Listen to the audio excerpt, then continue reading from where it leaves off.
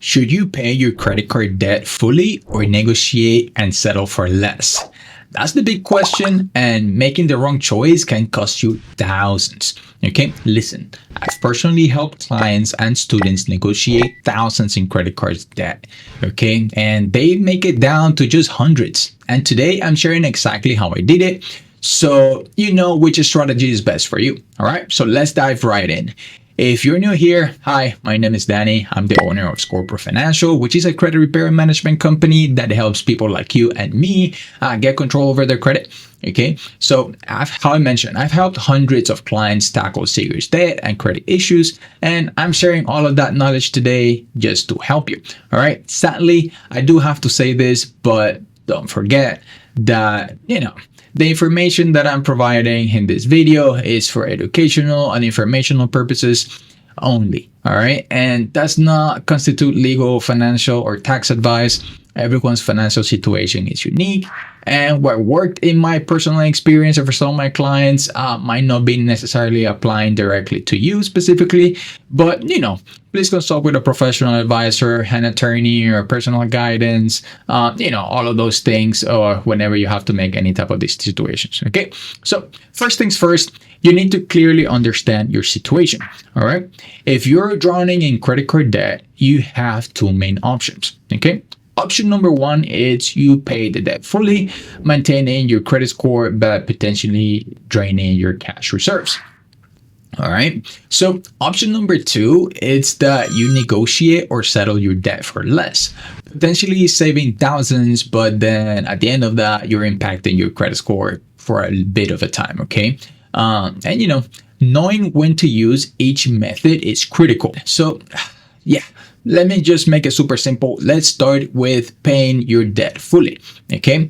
Paying all of your cards in full makes sense if you need the credit score to be used in the instant. Okay. For example, if you're applying for a home, you're doing a refinance, or you're doing a HELOC, a car loan, or funding for your business, then paying fully helps your credit score immediately by reducing your credit utilization.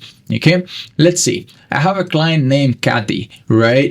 She needed to refinance her mortgage in 30 days, and paying her card balances off in full is what made it there. Okay, this credit goes rocket like 50 points, which, it was what got her into the approval. But Danny, what if I do not have the money to pay the credit cards? Well, that is when repayment strategies come into play. Okay, think personal loans like SoFi, Lightstream, etc. Or think balance transfer cards as well, like the Citi Simplicity. Okay. Another option is to focus on the always famous snowball method, okay, which is paying down those credit cards. You want to find the card with the highest interest of all of the ones that you're carrying all of this debt, and you want to focus on that one. Meanwhile, you pay minimum payments on the remaining cards. Okay, this strategy will allow you to have access to more capital once you're able to use the money you were spending on that extra payment for the interest that you were already accruing. Okay, so now let's talk about debt negotiation. Okay, one of those mystery and taboo topics that you get, it happens because of how powerful it can actually be. If you're facing serious financial hardship, high balances, or collections that feel impossible to manage, negotiating makes perfect sense. Okay, you can settle your debt for pennies on the dollar, saving you a lot of money. But let me kind of picture an example for you. Okay, let's say you have $20,000 in credit card debt. It becomes overwhelming, but after strategic negotiation, you can settle that debt to just, let's say, $7,500. Okay. And I know it sounds crazy, but it can save nearly $20,000. So negotiating actually works if you do it right. All right. So negotiating debt isn't complicated, but you need a clear strategy. And here's what kind of like the step-by-step that I have that I'm going to be giving to you. Okay, so first you want to call the creditor. You want to clearly explain your hardship. Be firm but polite at the same time. I simply can pay you full amount, but I can offer you this lump sum payment right now. Always aim for around 30-40% of your original balances as your settlement. Okay, that's kind of like a good rule of thumb to have.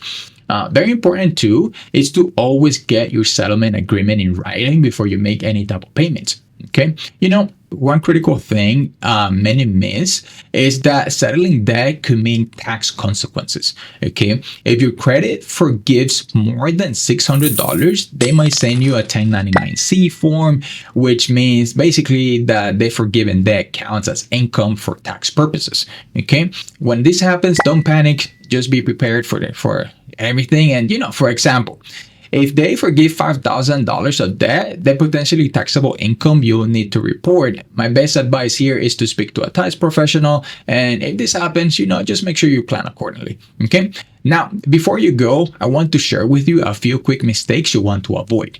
Okay. First, never negotiate without any type of documentation. Okay. Very, very, very important. Second, it's don't ignore your creditors entirely. This leads to collections and lawsuits. You always want to still have that connection. Remember, trust comes with credit, credit comes with trust. Okay. Lastly, avoid paying blindly without negotiating. It wastes money that you could have saved, which now also reminds me about emotions here, because that is stressful. Many clients tell me they're embarrassed or ashamed, so I need you to please hear this out. Okay, your debt does not define you.